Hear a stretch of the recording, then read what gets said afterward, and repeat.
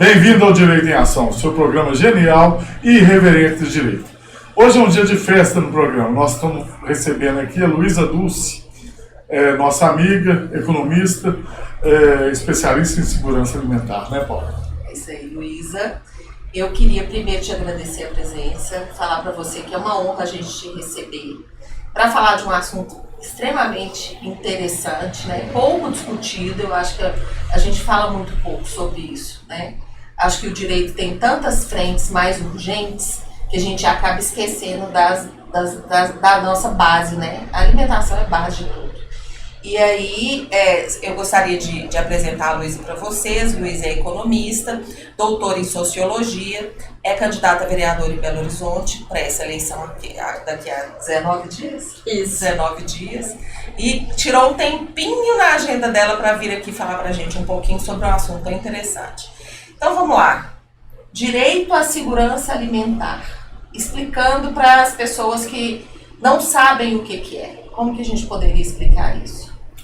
Bom, primeiro quero agradecer, né, Paula, Flávio, pelo convite de estar aqui no Direito em Ação, esse podcast que contribui tanto para democratizar essa linguagem do direito e esse conhecimento que às vezes fica tão elitista, né, e serve a interesses que não são do coletivo da população. Eu, como não sou da área, também muitas vezes me pego ali sem conseguir entender alguns termos, sem conseguir entender alguns fluxos dos processos. E hoje, estar aqui para falar sobre segurança alimentar, que como o Paulo já introduziu, é um direito básico, né, talvez um dos mais básicos que nós tenhamos, tanto cada pessoa, né, individualmente, mas o coletivo da população. E a segurança alimentar, ela é justamente esse direito que nós temos de termos acesso a uma alimentação boa, barata e que tem a ver com a nossa cultura. Isso é muito importante a gente falar, né? Nós estamos em Minas Gerais, em Belo Horizonte, que é um território em que a cultura alimentar, né, faz muito parte da nossa história, o encontro na mesa, com a família, com os amigos. Então, a segurança alimentar é também a gente ter condição de alimentar com arroz, feijão, as nossas verduras, a carne de todo dia, os ovos, ou seja, não estamos falando de comer miojo, né? Não estamos falando de comer bolacha recheada, estamos falando de comer aqueles alimentos que são próprios da nossa cultura, do nosso território, na quantidade e na regularidade necessária para a gente não passar fome e ter, né, os nutrientes que a gente precisa. Veja que esse direito à segurança alimentar faz parte da dignidade da pessoa humana. Que não há dignidade numa pessoa com fome. Então, as políticas, e a gente no direito, a gente está muito acostumado a ética do direito civil, que é o direito entre os cidadãos. E esquece, nós não temos formação jurídica para exigir o nosso direito enquanto cidadão só por participar de determinada sociedade. Esse direito à segurança alimentar na educação é o que fundamenta o fornecimento de lanche, almoço e às vezes até jantar em determinadas escolas públicas. Como é que isso funciona?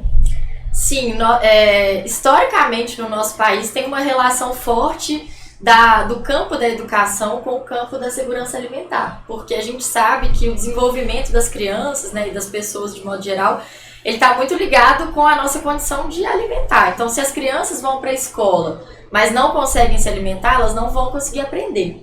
E desde o início aí do século XX, a gente sabe que muitas crianças só tinham condição de se alimentar na escola.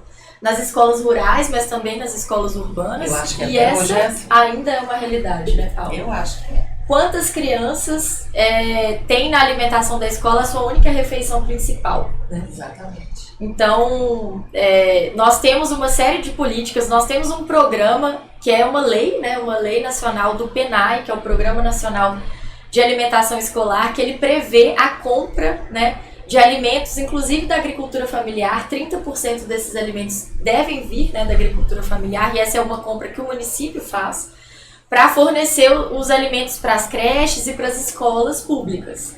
E aí você tem, né, todo o trabalho das merendeiras, das mulheres que trabalham na cozinha, para poder transformar aqueles alimentos ali e muitas vezes fazer aqueles alimentos renderem, né, para as crianças terem uma alimentação saudável e necessária para o desenvolvimento, né, intelectual. Eu acho que tem essa questão também. A criança, principalmente na primeira infância, se a alimentação não for uma alimentação rica em todos os nutrientes, ela pode ter até um déficit intelectual, não pode? Com certeza. Ela vai ter dificuldade no aprendizado, mais para frente ela não vai conseguir realizar determinadas, sei lá, de repente na matemática fica com raciocínio lento. Eu sei que tem uma questão de percentuais de gordura, tem uma coisa assim, não tem na alimentação infantil. E aí a minha dúvida é o seguinte, nós temos União, Estado e municípios, né? Claro que a obrigação é de todos, de cada um no seu papel. Mas o que é o papel de cada um? De onde vem essa questão? Aí eu não estou falando mais das escolas não, né? Como um todo, a alimentação da população mesmo. Quem tem que cuidar do quê? Como que funciona? Olha, eu queria colocar uma questão para a gente pensar e aí desenvolver, né, essa pergunta. Nós estamos num país que voltou para o mapa da fome, né? Estamos em Belo Horizonte, uma cidade que, se a gente for para qualquer outra cidade do país, mas estamos aqui em Belo Horizonte, nós saímos nas ruas, nós vemos pessoas morando nas ruas, né? O enorme crescimento da população em situação de rua, pessoas que não têm, né, essa alimentação regular todos os dias, então estão em condição de insegurança alimentar. E, ao mesmo tempo, ano a ano, nós vemos no jornal que o Brasil é recorde na produção de alimentos, né? Então, alguma coisa acontece para essa conta não fechar. Nós produzimos muitos alimentos, nós somos o chamado celeiro do mundo e a nossa população está em condição de fome, né? Como que a gente lida com esse problema? Acho que partindo, então, de uma compreensão de que ele é um problema coletivo, né? Não são escolhas individuais das pessoas que vão no sacolão, que fazem as suas compras no supermercado, que tem uma renda ou não tem renda, que determina se a gente vai ou não sair do mapa da fome. Uma série de políticas, né, devem incidir desde a produção, e aí produção nós estamos falando desde as sementes, desde os insumos, né, os agrotóxicos que são utilizados ou não são utilizados. Pensar na questão da distribuição das terras, né? Nós somos um país de alta concentração fundiária, né, rural e urbana. E também na distribuição do alimento que é produzido. Se ele vai para a Ceasa, se ele vai para o supermercado, como é que ele chega na casa das pessoas, né? A que preço ele chega. Então, de fato, tem uma questão que é nacional, que a gente está falando de regularização fundiária, né? De políticas de acesso à terra. Então, desde reforma agrária, políticas de compras de terra, né? O mercado imobiliário brasileiro está altamente especulado, né? Pela vinda de grandes empresas, pelo crescimento das monoculturas, né? Grandes extensões de terra. Então, a União tem um papel, né, nesse processo de desconcentração das terras. Ela tem um papel também na regularização dos estoques, né? Nós temos a Conab, que é a nossa companhia de abastecimento do Brasil, e uma série de outras também, órgãos públicos que alguns vieram sendo desmantelados, né? Alguns foram extinguidos aí com o passar do tempo, mas é papel da União regular os estoques de arroz, de feijão, de todas as verduras, os legumes, de carne, né? Para que não falte e para que também o preço não suba. Quando a gente tem redução dos estoques, o preço sobe muito. Isso significa que se a gente está deixando de plantar arroz e feijão para plantar soja, o preço do arroz e do feijão vai subir muito, né? Então, isso é papel da União. Mas quando a gente vai chegando mais próximo, né, no estado e sobretudo do município, a gente chega a falar, por exemplo, dos equipamentos de segurança alimentar. E o que são esses equipamentos? Um restaurante popular, uma política de abastecimento do município que também tem os seus estoques para fornecer, né, cestas de alimentos para a população em situação de rua, para catástrofes, por exemplo, cada vez mais frequentes de enchentes, né, de cheias, ou mesmo de secas, e as pessoas vão ficando sem alimento. Então, o município também precisa ter esses equipamentos. Aqui em Belo Horizonte, nós tivemos uma inovação nos últimos anos, com a instituição da CAFA, que é uma central de abastecimento da agricultura familiar. Nós estamos falando de um equipamento, né, de um prédio da prefeitura, que era o antigo Banco de Alimentos da Prefeitura de Belo Horizonte, e que a prefeitura destinou para algumas entidades, né, a partir de um edital público, por 10 anos, entidades que reúnem esses produtos da agricultura familiar vão utilizar ali para poder processar, para fazer suas cestas. Outro ponto que a prefeitura está funcionando, está funcionando e é importante a gente falar isso, né? Tem entidades, a gente não sabe. Né? Outro ponto que é muito importante são os pontos de distribuição, né? Comprar os alimentos de grandes redes de supermercado quer dizer que nós estamos concentrando a renda. Né? Nós estamos concentrando a renda e muitas vezes essas redes são multinacionais. Qual que seria uma opção? Seria a gente ter mais feiras livres, seria a gente fortalecer os mercados que nós temos em Belo Horizonte. Mercado Santa Teresa, Distrital do Cruzeiro, Mercado Central, tantos outros mercado da Lagoinha, a gente poderia, né, falar de tantos. Você fortalece ali o produtor, né, que compra do pequeno produtor, aqueles vendedores que têm uma relação cultural com seus consumidores, né? Então, esses pontos de comércio pela cidade, ao invés de a gente concentrar em grandes supermercados, é fundamental. E como que o município atua nisso? Através do código de postura do município, através do plano diretor que define onde tem ponto de venda, onde não tem. Né? Porque um problema grave que nós temos nas grandes metrópoles são os chamados desertos alimentares. Né? Não sei se vocês já ouviram falar dos desertos alimentares. Deserto alimentar é um perímetro, né, em geral urbano, onde as pessoas que moram ali, elas não têm acesso a nenhum tipo de alimento fresco. Então nós estamos falando principalmente de vilas, favelas, né, bairros das periferias, em que só tem ali um comérciozinho que a pessoa compra um miojo, né, compra um produto ultraprocessado, mas não tem um alface, não tem um tomate, não tem uma carne, um frango, né? Então, ali são desertos de nutrientes.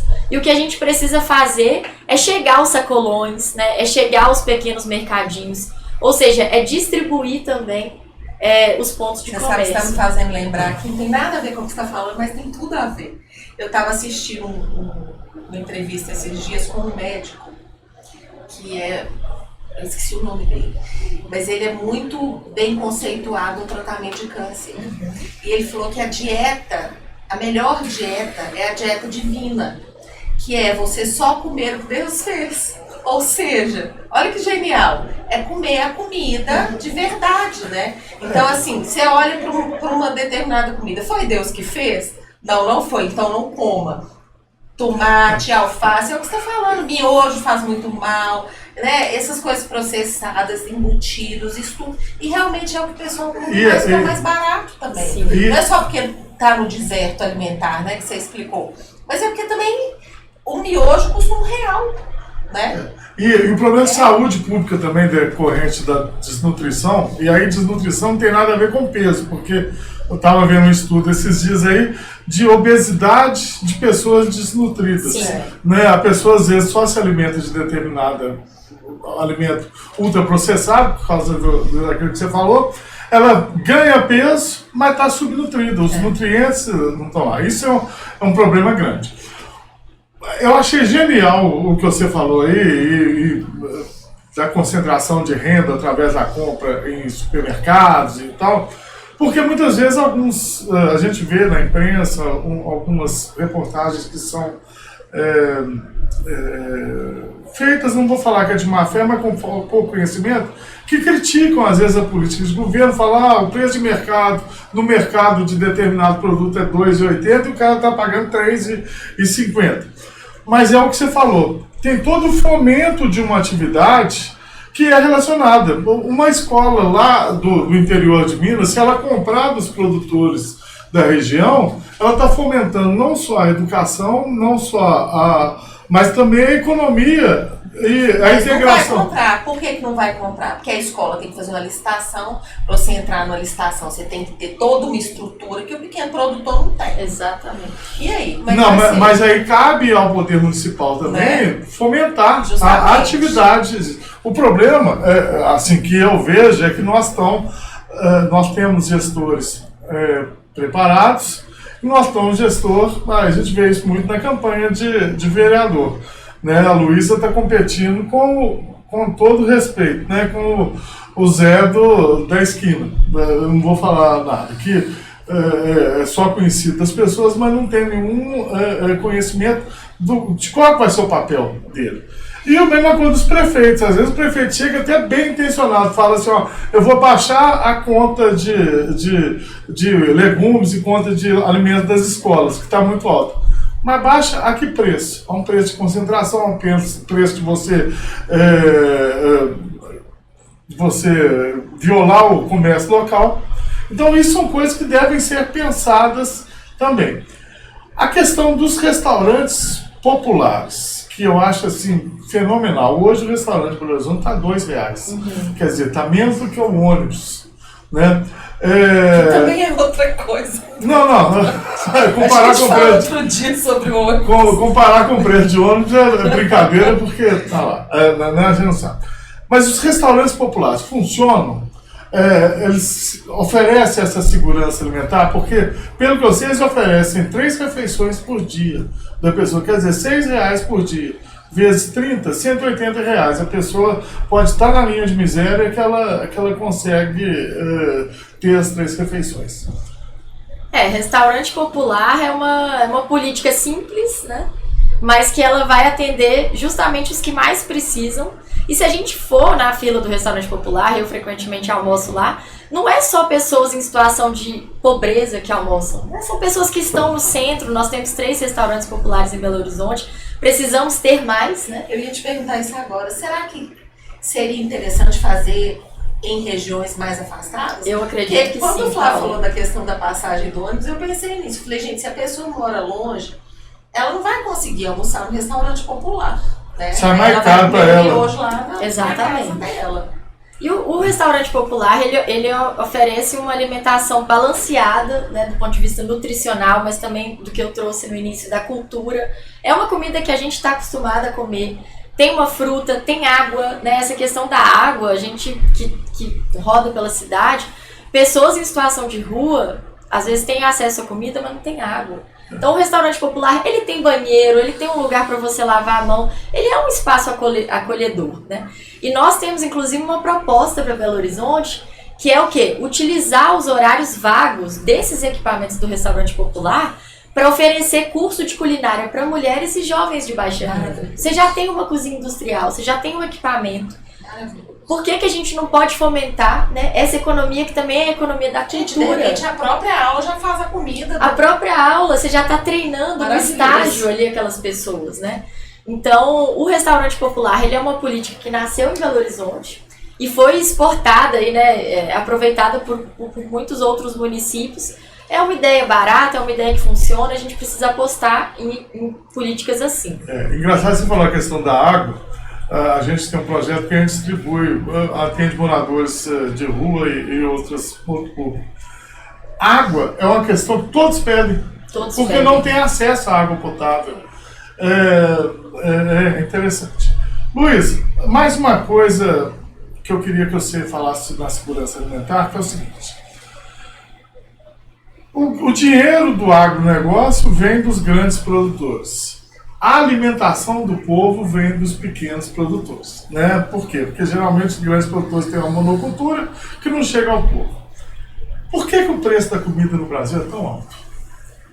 Bom, essa é uma boa pergunta.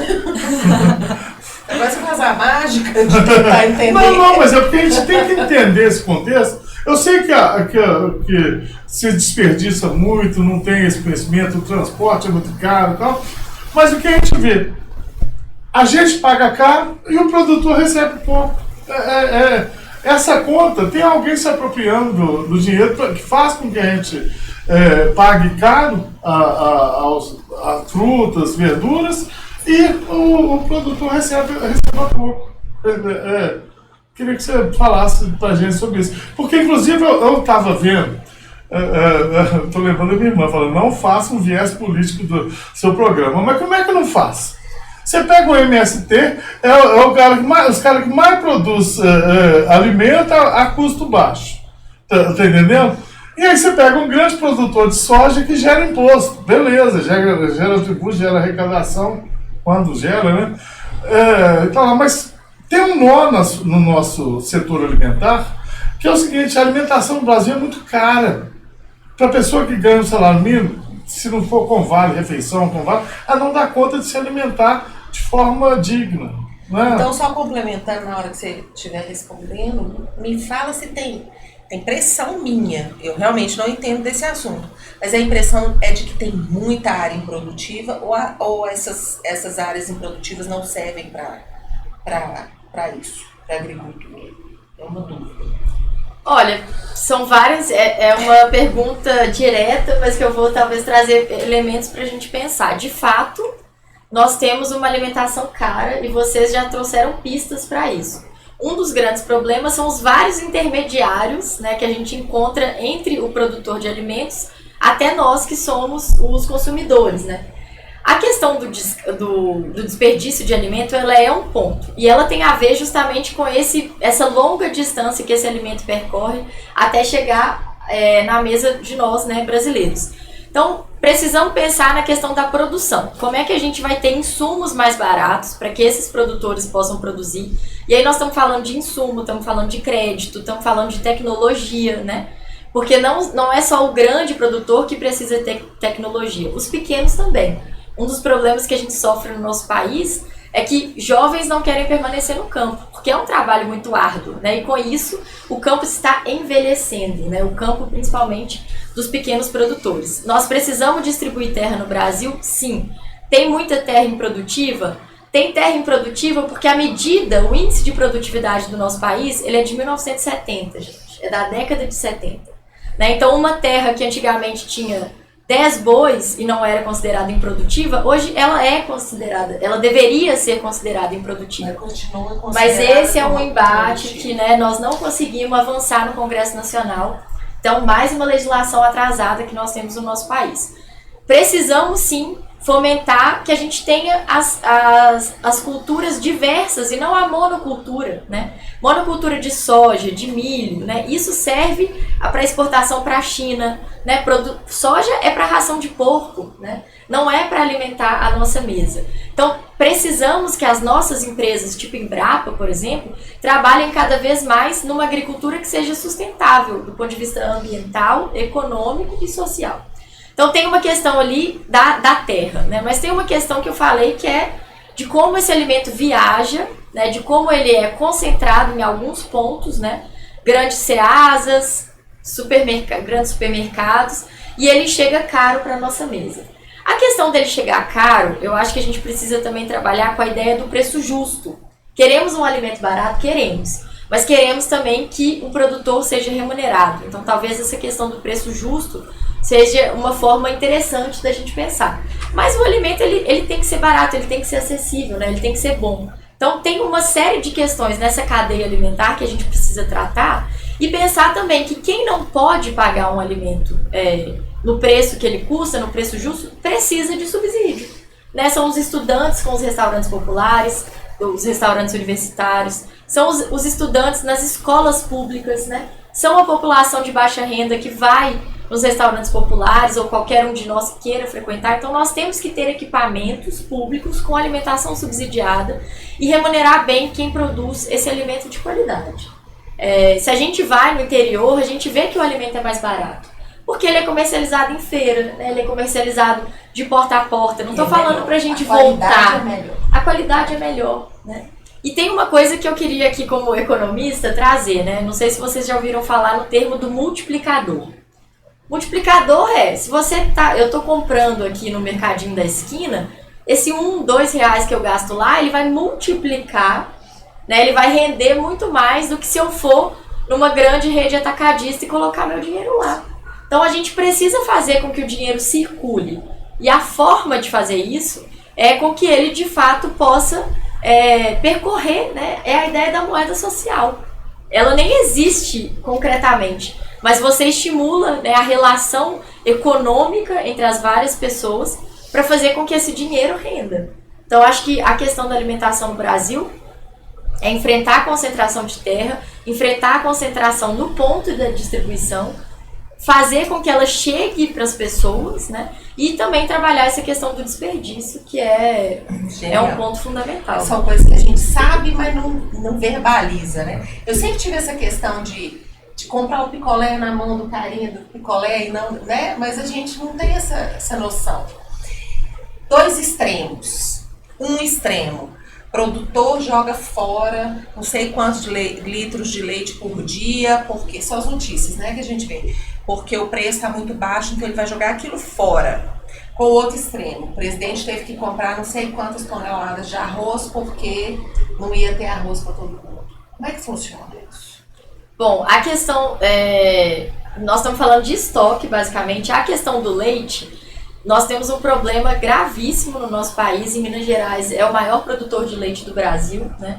Que são as cooperativas, mas elas são cooperativas que são, na verdade, monopsônios, né? De novo, eu estou trazendo um termo do economês, né? Vamos traduzir o que é o monopsônio. O monopsônio ele acontece quando você tem um comprador principal e vários fornecedores. No caso do leite, é isso que a gente tem. A cooperativa é o comprador? A cooperativa é o único comprador possível, com vários pequenos produtores que só podem vender para essa cooperativa, e aí ela coloca um preço muito baixo. A única opção que os produtores de leite têm é vender para essa cooperativa, e às vezes acontece isso. É tão baixo o preço que eles querem desperdiçar esse leite para fazer com que o estoque caia e a cooperativa precise pagar mais. É um mercado que precisa de uma regulação, né? A gente não pode deixar isso acontecer. Até a história da oferta e da procura. Exato. Mas tinha que ter um estoque regulador e tal pra você... E como é que você trabalha isso? Gente, com uma coisa que chama preço mínimo. Aceitar a ideia de jogar fora mas são litros de leite vicissitudes num país do que as capitalismo. pessoas passam fome. Minha cabeça não funciona. O mercado chocante, sem eu não intervenção. consigo. O mercado sem intervenção... Eu sei que é necessário. Se você é grande, você é oprime. Se você é pequeno, você é oprimido. Eu entendo, mas muitas vezes a pessoa acha que o Estado não deve intervir na economia. Isso é uma posição em determinados setores que não são essenciais, até a gente pode ver, mas se não tem uma intervenção direta, a tendência é o abuso. Por quê? Porque o capitalismo é um sistema que tende a agravar as diferenças sociais e diferenças de capital existentes. Se você tem capital, você acumula. Se você não tem, você Você quer ver desacumula. outra coisa que me incomoda muito? Nós te interrompemos, né, Não, Luiz? imagina. Eu não esqueci, não. Outra coisa que me incomoda muito, eu não sei se é município de Belo Horizonte ou se isso é uma coisa que acontece por aí, pelo Brasil afora. Mas eu sei que existe uma lei, não sei se é uma lei ou uma portaria ou alguma coisa do município, não sei, que proíbe que sejam doados alimentos que sobram nos restaurantes. Existe isso mesmo? Ou, por exemplo, o sacolão não pode doar o resto, joga no lixo, aí a pessoa vai no lixo e cata no lixo. Eu confesso que eu não sei se existe uma legislação, Já me mas eu já falaram mais ouvi de uma falar vez, muito disso, que é para evitar a contaminação, né? Que as pessoas comam ali aquele alimento e às vezes Se ocorre... você jogar no lixo, ela comer do lixo, não vai contaminar. Exato. Nós temos que criar absurdo. uma política que a gente chama, né, do aproveitamento integral do alimento. Tem uma série de cozinheiras aí no Brasil, queria falar aqui da Regina Celli, do Favela Orgânica, que é uma pessoa que eu conheço lá do Rio de Janeiro, que trabalha isso. Você aproveita as cascas, você aproveita o alimento até o talo, né, para fazer uma série de receitas que vem do alimento da xepa. Nós precisamos estimular isso. E aí, estimular também com que nós que vamos no sacolão, a gente vê às vezes um alimento que está com uma pequena ranhura, que está com um pequeno defeito e a gente já fala, isso eu não quero. Não, ele está em condição de ser consumido, né? Mas é porque cada vez mais a gente só olha para aquele alimento do agrotóxico, aquele alimento brilhante, aquele alimento perfeito, né? Aquela fruta que não é real. A gente foi perdendo o contato. Mas aí também falta um pouco de sensibilidade do próprio cara que está ali vendendo, né? O dono do sacolão pode pôr um preço diferente. Falta educação, sabe por quê? Também. Porque a gente é treinado em português e matemática e tal na escola, mas aí não tem uma matéria, as crianças não têm, nós não temos, de assim, o básico. O que você tem que olhar no alimento para ver se ele é bom ou se é ruim? Aí eu volto aí a parte de alimentação e nutrição. A escola dos nossos filhos, há uns anos atrás, proibiu bolachas e alimentos processados nos lanches dos meninos. No entanto, a gente vê nas faculdades e demais escolas que as próprias cantinas só oferecem alimentos ultraprocessados para a gente. Então, por exemplo, eu que tenho tendência a ter desconformidade nutritiva, eu vou como 3 pastel assado e ganho mais massa gorda do que me alimento. Existe algum programa, existe alguma perspectiva de normatização ou então de intervenção disso? Que seja do governo, que seja de educação, que seja, porque nós também, na minha época, assim, eu sou mais velho que vocês duas, né? Não tinha isso. Hoje já há uma preocupação dos meninos saber, às vezes você comer um hambúrguer, um lanche ultraprocessado no restaurante, você vai ter a carga de calorias diária maior do que 3 alimentações, 3 refeições. Isso tem essa preocupação? Como é que a gente vê isso na segurança alimentar? Olha, eu noto que até mais do ponto de vista da sociedade civil, a gente vê muitos avanços nesse sentido, né? Recentemente, todo mundo já deve ter visto aquela lupinha, né, que começou a aparecer nos alimentos, tipo alto teor em açúcar, Sim. alto açúcar adicionado. Isso foi uma luta de muitos anos, né, de uma série de entidades que estão lá no CONSEC, que é o Conselho de Segurança Alimentar e Nutricional, para chamar a atenção da população sobre a composição nutricional desses alimentos. E a gente vê que a questão da alimentação está presente na televisão. Rita Lobo, uma série de outras, né, apresentadoras aí trazem essa preocupação com o que a gente está comendo. E a questão da escola, ela sempre é um ponto de atenção, porque é no início da nossa vida, né, que a gente está ali sendo iniciado, fazendo as nossas escolhas, aprendendo o que a gente gosta, o que a gente não gosta, e aprendendo também a comer, né, fazendo parte dessa cultura, os hábitos alimentares. Então eu acho que é muito importante olhar, fico feliz que tem, né, escolas que têm essa preocupação, algumas escolas têm hortas, tem alguma política assim, de ensinar para as crianças, mas eu acho que nós precisamos avançar mais, né? Porque a oferta desses alimentos ultraprocessados ou esses alimentos que são pobres do ponto de vista nutricional, ela ainda é muito mais fácil, né? Mais rápido você comer aquilo. E é uma mudança, que eu acho que é uma mudança de hábitos, como vocês colocaram, né? Uma mudança de consciência que parte de uma escolha individual, mas de políticas coletivas. Eu acho que nós estamos avançando. E não acho também que a gente tem que... Eu não sou assim, nunca mais vou comer hambúrguer. Não. Mas é a escolha do dia. Qual que é a sua escolha do dia a dia? É a escolha, né? E a sensatez de você saber que aquilo ali não é para todo dia. Não é. Uma coisa que você falou no início aí que me marcou, que a gente sabe, mas não pensa desse jeito, que a alimentação faz parte da política cultural também do seu habitat, né? Por exemplo, essa municipalização das escolas, eu volto aí direto nas escolas e tal, porque a gente investir em gente já adulta e tal, para mudar hábito, não tem jeito. Agora nas crianças, a gente cria o hábito. Políticas alimentares que reafirmam a cultura das pessoas. Existem políticas disso? Existem políticas disso. Nós temos, eu falei no PENAI, que é o programa que compra os alimentos para as escolas. Temos o PAA, que é o programa de aquisição de alimentos também do governo federal, que ele compra, né, das cooperativas de agricultores, dos agricultores, e fornece para todos os equipamentos públicos, né, desde penitenciárias até militares, até população vítimas de enchentes e tal. O que esses programas estão fazendo? Comprando os alimentos daquele território.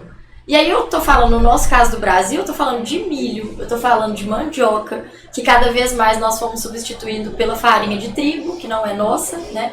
Mas eu tô falando também das várias frutas e verduras locais dos nossos territórios, e o Brasil é um país muito grande, então a gente tá falando aqui em Minas Gerais do pequi, a gente tá falando das frutas do cerrado, a gente tá falando...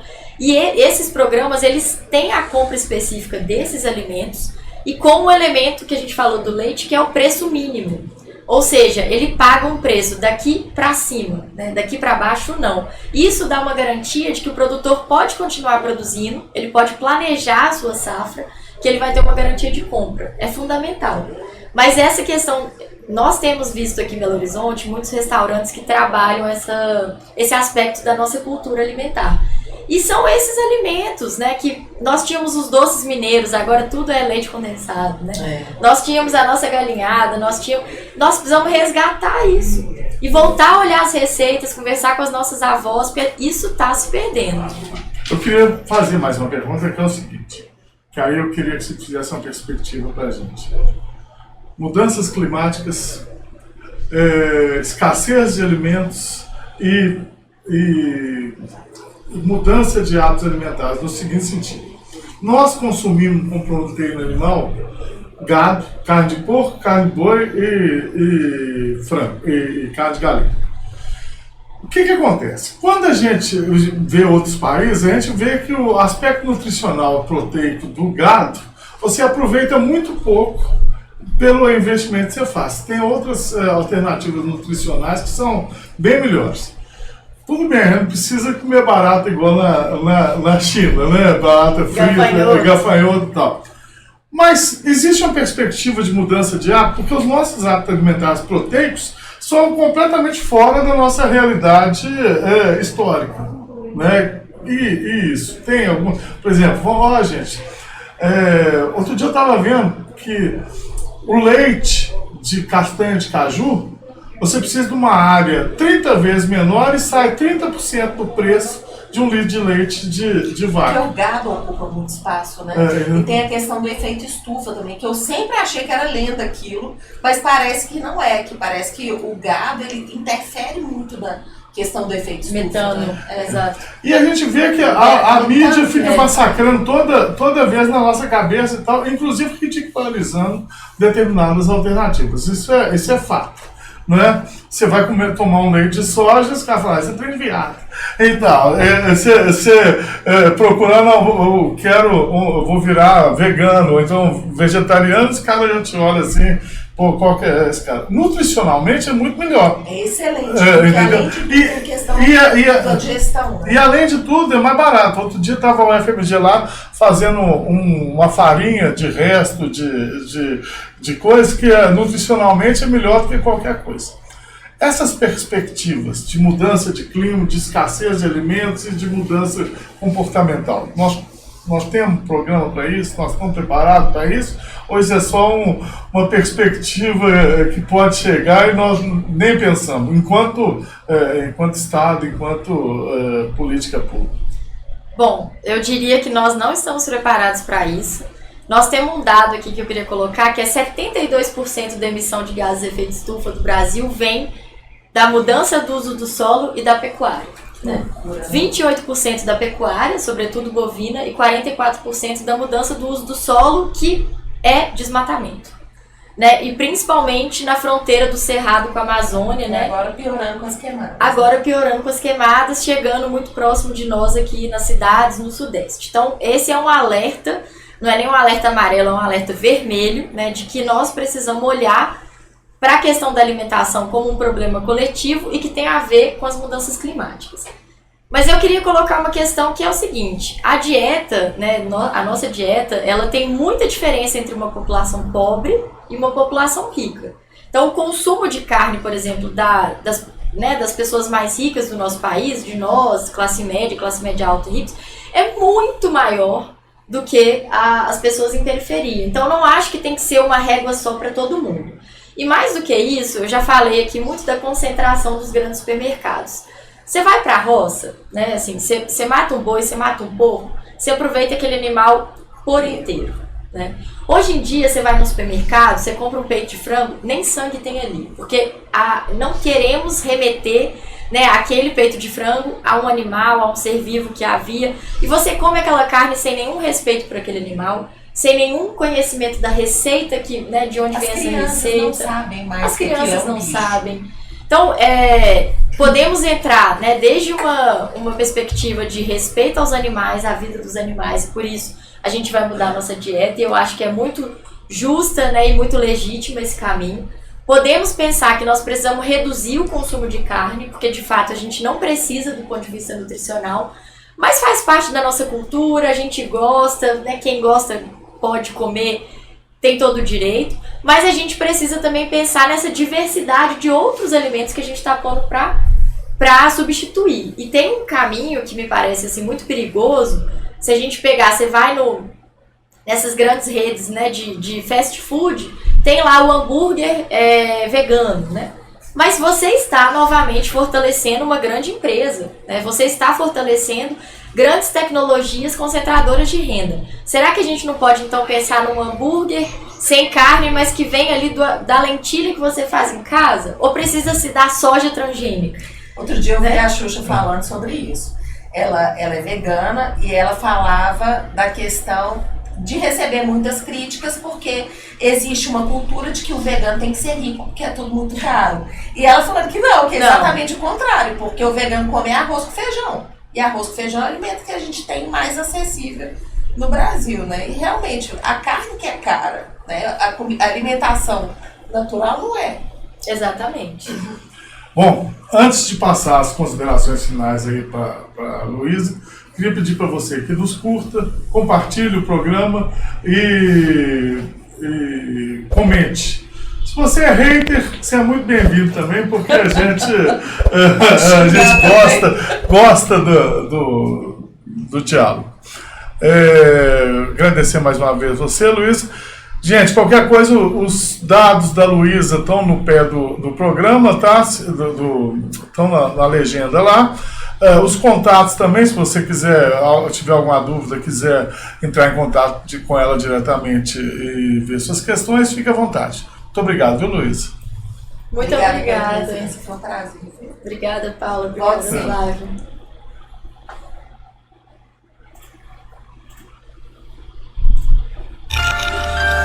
Deu quantos minutos?